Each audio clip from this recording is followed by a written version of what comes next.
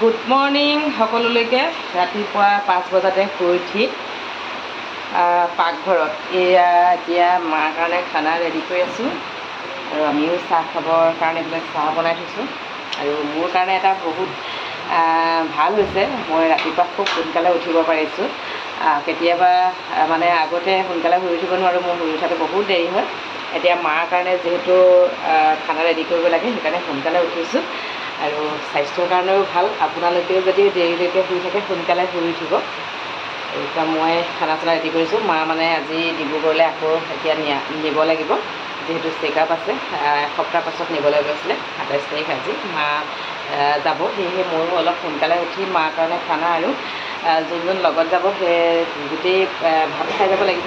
একেলগতে এইফালে পাতি দিছোঁ গেছত, এইফালে দালি পাতিছোঁ, এইফালে ভাত হৈয়ে গ'ল আৰু আমি এতিয়া চাহ খাম। তাৰপিছত এতিয়া গাড়ী আহি আছে, মোৰ নিজৰে গাড়ীখন ঘৰৰ পৰা। আমাৰ ল'ৰাটো আহি আছে গাড়ী লৈ, এতিয়া মাক নিব লাগিব ডিব্ৰুগড়লৈ। সেইকাৰণে মই সোনকালে খানা চানাখিনি মাক খুৱাই ৰেডি কৰি লওঁ। বেটা পালেহি, ভাত দি ল'লোঁ আৰু এইফালে মাহঁতো ৰেডি হৈ ল'লে, গাড়ীত উঠাই দিলোঁ। মা এইফালে ওলাইছে, এয়া ফোনত কথা পাতিব পৰা হৈ গৈছে আৰু দেই অলপ চলপ। এইফালে পুতেকৰ লগত কথা পাতি আছে ফোনত। ইমানকণ আৰু ভগৱানৰ কৃপাত ভাল হৈছে বুলি ক'ব পাৰি। এইফালে দাদাৰ লগত ওলাইছে আমাৰ ছোৱালীজনী। এইফালে মা যাবৰ সময়ত গাড়ীত উঠাই, এয়া যাবৰ সময়ত মোক হেনো মাৰিব। সিমানখিনি আৰু হৈছেগৈ আপোনালোকৰ আশীৰ্বাদত সঁচাকৈ। আৰু এতিয়া ৰেডি হৈ গৈ আছে ডিব্ৰুগড়লৈ, ভালে ভালে পালেগৈ হয় আৰু। গৈ থাক দে, বাই বাই।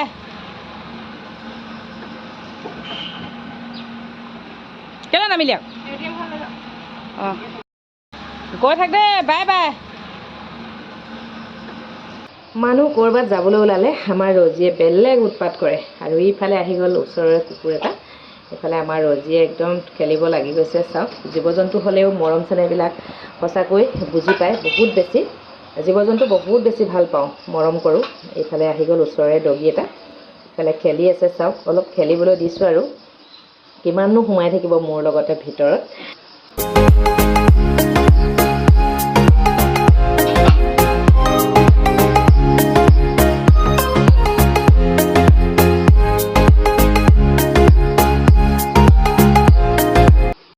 ময়ো কাম বন কৰি আহি পাই গ'লোঁ মোৰ নিজৰ অফিচত। আৰু অফিচতো এটা আছে ইমান ধুনীয়া ডগী। চাওক, এয়া নামটো হৈছে কক।